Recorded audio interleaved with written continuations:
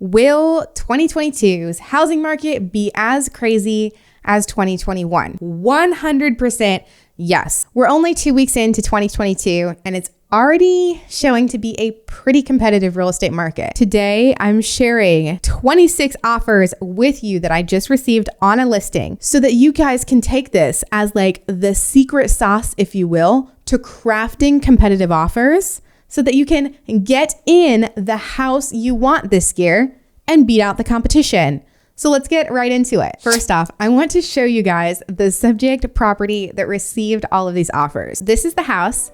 I had it listed on the market for just over 24 hours, and that was the time that we allowed people to look at it before the seller made a decision. And it is your typical like 3-bed, 2-bath house. It's 1,200 square feet.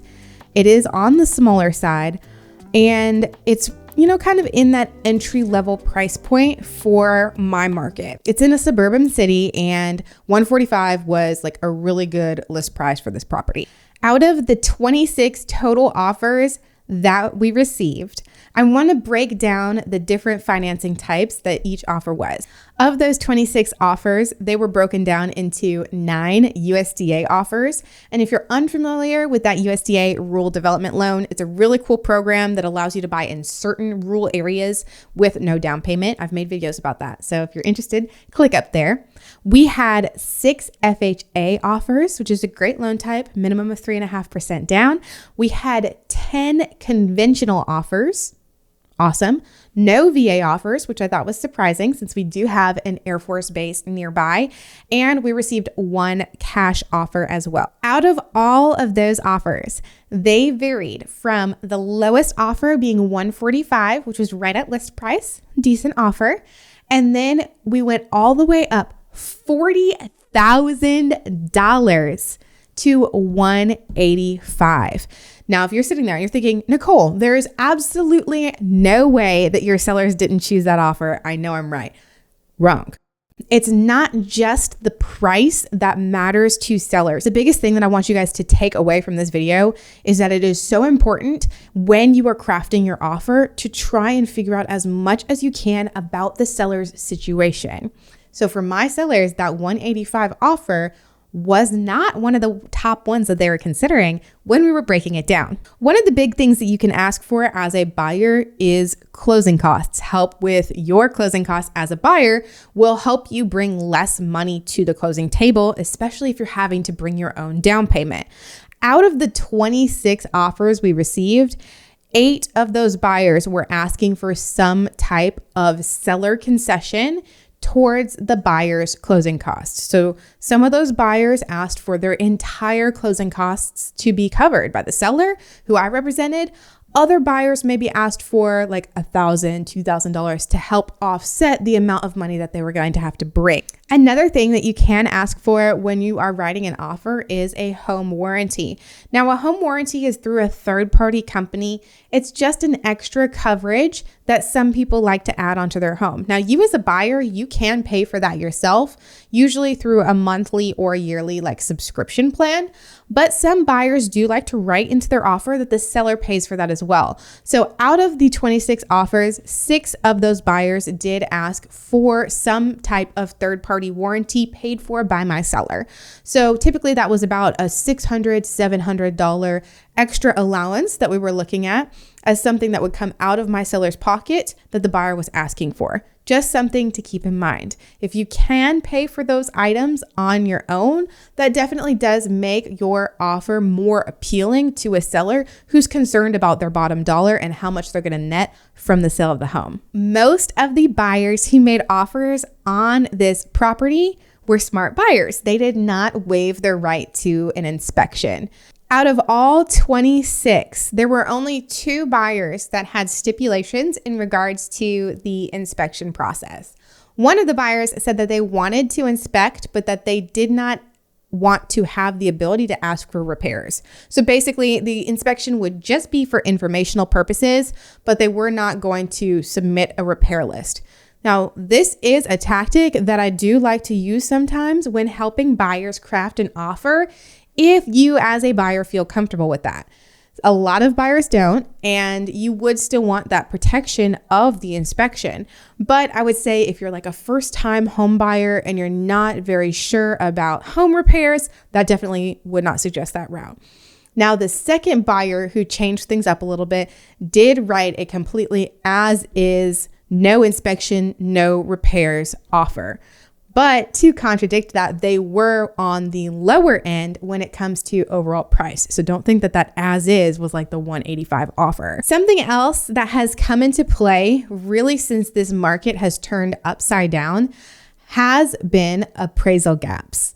Now, I have talked a little bit about what an appraisal gap means when it comes to crafting an offer, but essentially it means that you as a buyer are offering a considerable amount higher than the advertised list price. Let's say that you are making an offer on my house that's 145 and you say, I'm going to offer 160. Now, that appraisal that the bank does may not come back at the 160, which means you would not be able to get a loan for that amount. You as a buyer only get the loan for the appraised amount. So what some buyers do, and in this case, 6 buyers chose to do an appraisal gap where they essentially are saying we have the cash to cover any potential difference if the appraisal comes in short and if it comes in lower than what our offer price was. So that is another strong thing that some buyers are doing right now in their offers. In this case, 6 of the total 26 did include some form of an appraisal gap. There were some offers that could have potentially net my seller more. But I can tell you this is why it's so important to understand sellers' motivations when you are a buyer making an offer in today's market. My client, who was the seller, was mainly interested in just walking away from this house free and clear. I bring this up just to say that when you are making offers in 2022, you will want to make strong, realistic offers. So let me show you some examples of what I mean by strong and what I mean by not as strong when it comes to an offer. I feel like this video is turning into like 2022 real estate market offer coaching with Nicole. Let me know if you agree in the comments below. So this is an example of what I would consider a strong offer. This buyer, they're using an FHA loan. They offered $158 for the 145 house. They are not asking for any closing costs. They are not asking for any fixtures. They don't have any type of warranty that they are requesting. They are asking for an inspection, which I think is perfectly normal. And the big thing as to why I think that they are strong and putting in a really good offer is because they are guaranteeing their appraisal $8,000 above the appraised value up to their $158 offer price. So if it comes in up to $8,000 short, it means that they will cover that difference.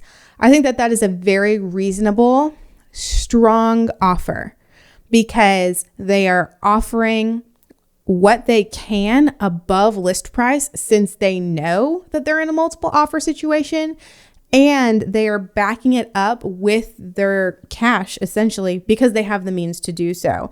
Obviously, you don't have to have that appraisal gap coverage to get a house in this market, but it definitely does help, especially if you find yourself in one of these situations where there are 20 plus offers on a property.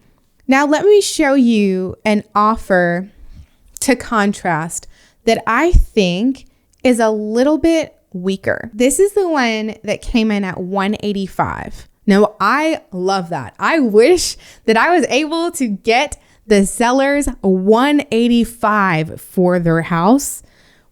But realistically, I do think that that appraisal is going to come in very close to the 145 price point.